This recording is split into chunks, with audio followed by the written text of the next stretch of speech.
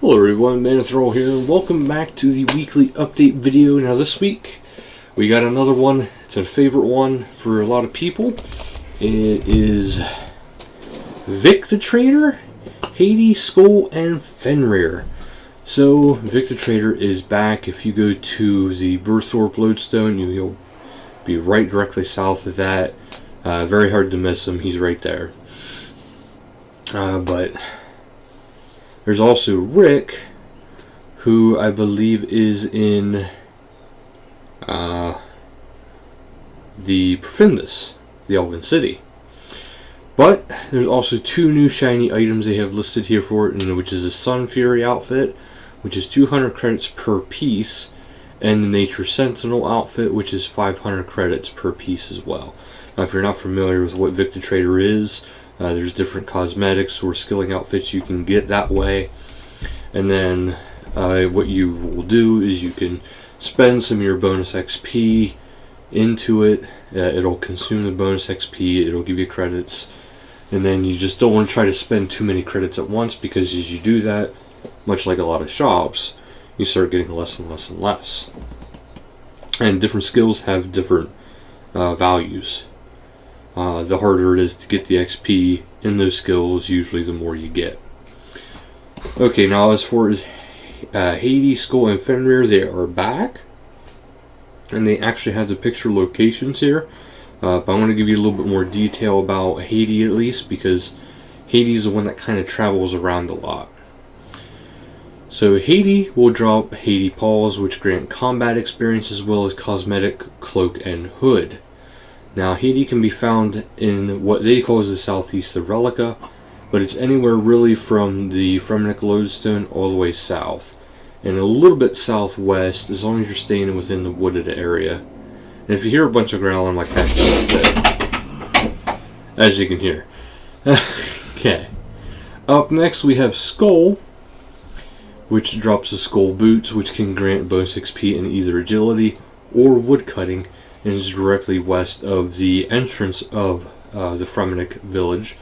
And you'll see a bonfire, has to have 120 logs, bonfire lit. And then for all of these, it's actually recommended that you have a small group to go with you. But there's also a cosmetic amulet with Skoll.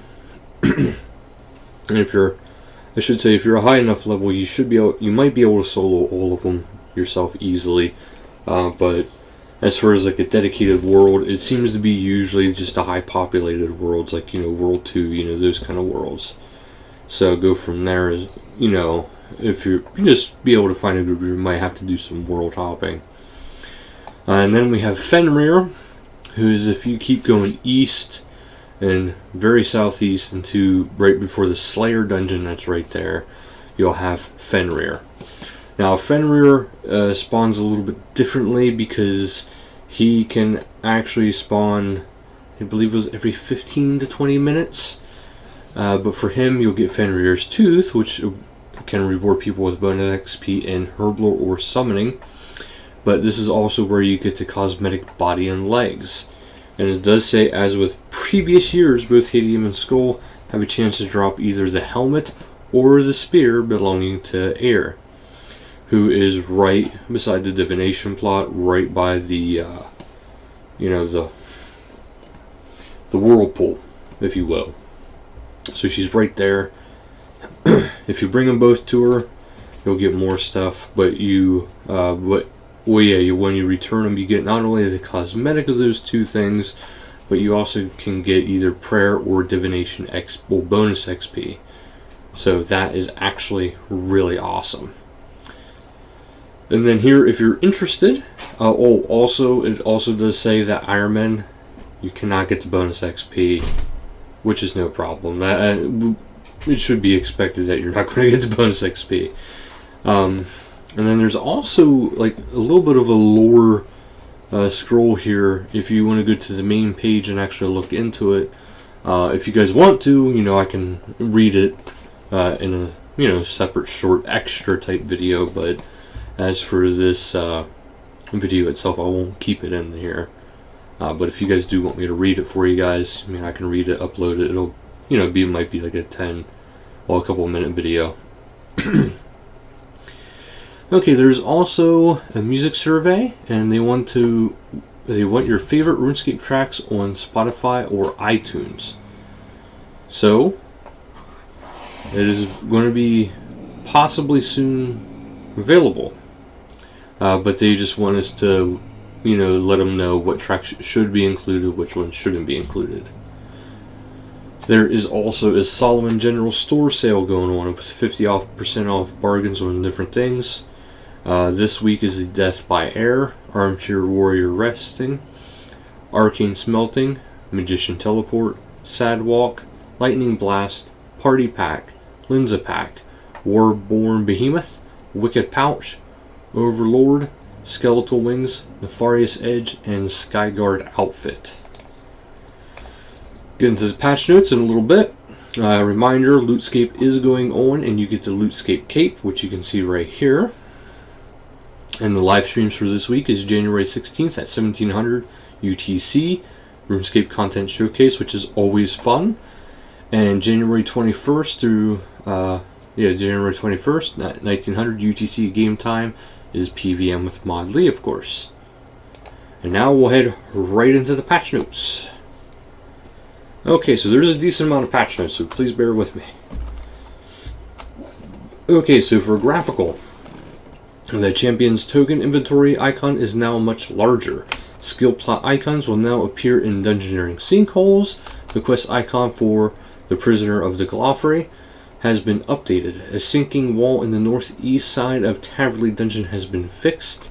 The Sliski's invitation box inventory model has been fixed. The Legend Guild bankers will now display the bank icon on the minimap when the player is on the correct floor. The player now crawls when entering the hole to visit Camdozel.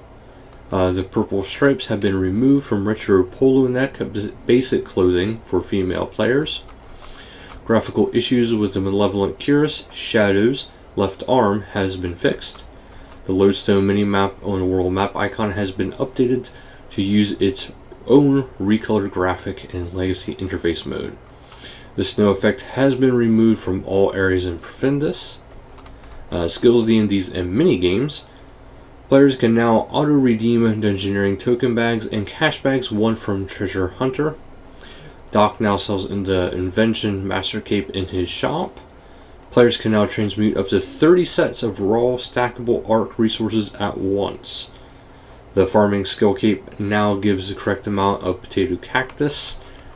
The Slayer counter will now display a message, a special assignment, when given a special Slayer task, overriding the previous task.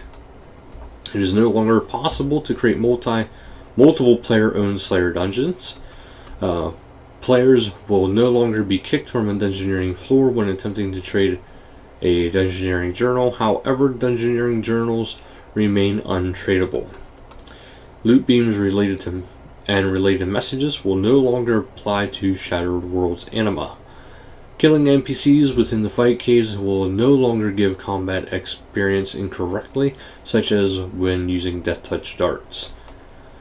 Raw web spinners are once again tradable and can be sold to the Daemonheim smuggler. The tooltip for food in Daemonheim now correctly shows life points healed for players with a constitution level that does not meet the requirements for the full effect. The Dungeoneering map, now reliable, reopens for all party members when joining a dungeon. The Catherby ticket vendor will now display the correct location on the minimap and world map. Quest challenges and achievements. Zamrock is no longer visible in the Black Knight's fortress until the Death of Chivalry has been completed. Andrew's lamp, Paul's lamp, and Ian's lamp from the Gower quest can now be used to increase the fletching skill. The appropriate fletching level is now required to claim these lamps. A typo in Failing Crest has been corrected. The "You have completed the task" message no longer appears after completing a specific pieces of content, such as Fate of the Gods. Players can no longer earn the Krillo achievement by preventing Krillo from attacking them. The good enough for a Goblin achievement now correctly accounts for non-melee weapons. Other, The players who were previously unable to take advantage of the 2-for-1 Rune Metrics Premier Club offer can now do so. Holiday Parade no longer plays in the Grand Exchange. It has been automatically unlocked upon login for players who did not take part in the 2017 Christmas event. Unlocked loot beam variants can now be toggled on and off individually to customize which ones will appear in rotation. A number of messages typically received on login has been removed or tweaked. The following can be toggled on and off in chat settings: player import voyage complete messages, player import random flavor messages, Eastern Lands login messages, and daily challenge login messages. Items that incorrectly showed an item charge tooltip will now no longer do so. Activating a level 99 prayer such as Affliction will no longer deactivate Wrath. An option to reset all metric rows when the data interval is set to since reset has been added. Trading, requesting, assist, or attempting to duel will no longer drag a player into the dangerous area in the wilderness. Loot beams now consistently appear when using a legendary pet to pick up drops. The transform and change look option on the Windstalker helmets have been re-enabled. Players can no longer deal poison damage to Vindicta and Gorvik during the transition phase of the boss fight. Players will no longer lose the attack option when Vindicta is transitioning to her next boss phase. This will help prevent players from walking under her during the transition. Attempting to receive a loot share drop inside an instance that has been deleted will no longer cause a disconnect. A message in the wardrobe has been tweaked to indicate that unequipped items may need unlocking rather than purchasing. The Authenticator bank pin will now consistently lock certain features of the game under specific circumstances. Block tiles in the mountain camp have been removed. All sections in Kuradul's dungeon are now marked as part of a member's area. The order of the wear and check runes option has been reversed for large pouches, as the runes stored within are now shown on the pouch's tooltip. Memory strands no longer display as rare tokens when made a favorite within the currency pouch. Players can now combine used variants of the Scrimshaw Corruption, Aggression, and Sacrifice. An incorrect dungeon map link has been replaced with the dungeon icon on the Zenaris world map. The deposit box in Menaphos Bank will no longer prevent a player from trying to travel to another booth. The buff icon for Debilitate will now correctly clear when unequipping a shield with the effect active. The Cannonball buff icon now only shows when with an active cannon. Items are no longer tracked twice on the boss drop log when receiving a boss drop with loot share enabled. Ninja fixes. The Godbook Reclamation interface has been updated from following Horror from the Deep. The Circus Rewards interface and scoreboard has been updated to use the correct interface style. The Magister is now an option for quick prayer preset names. Players can now right-click the report button to display options for report a player and report a bug. The Epic Dungeoneering achievement now uses a list of sages similar to the Bridge over Fermi Waters achievement. The Gatestone, Gatestone 2, and Group Gatestone teleports can now all be cast while on global cooldown, as can creating a Gatestone or Gatestone 2. That's it for the patch notes, and that's it for the update. Hopefully you guys enjoy it. Next week is probably going to be the Aura Bag or the fishing. I'm not sure. Either way, it's going to be a good month yet. A lot of good stuff to come. So thank you guys so much for watching, and until next time, later guys.